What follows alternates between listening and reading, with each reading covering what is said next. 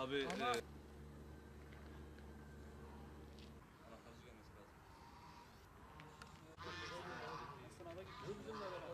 Ya sıkışma olmuş, birileri ya sıkıştırmış onları.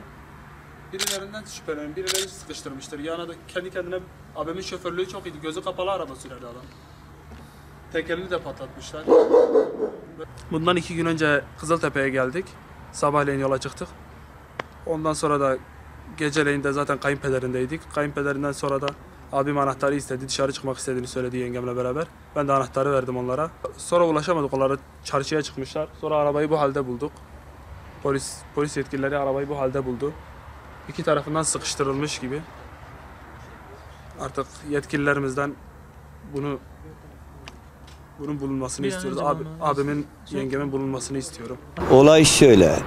Saat 3.30'da oğlum ayın 19'unda beni aradı. İşte Kızıltepe'deyim. Oğlum hayırdır? Baba dedi sizi görmeye ama geleceğim dedi. Peki. Ben de o zat annesini aradım. Şimdi çocukların geliyor.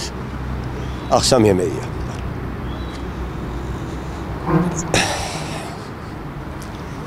O sırada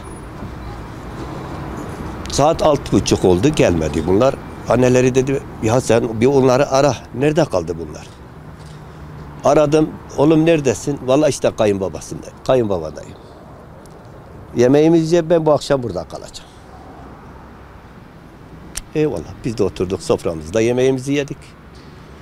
Ondan sonra saat 10.30 oldu. Oğlum aradı. Mahşum bu. Baba yetiş Kızıltepe'ye gel. Hayırdır oğlum? Baba Veysi'yi kaçıracaklar, öldürecekler. Allah Allah.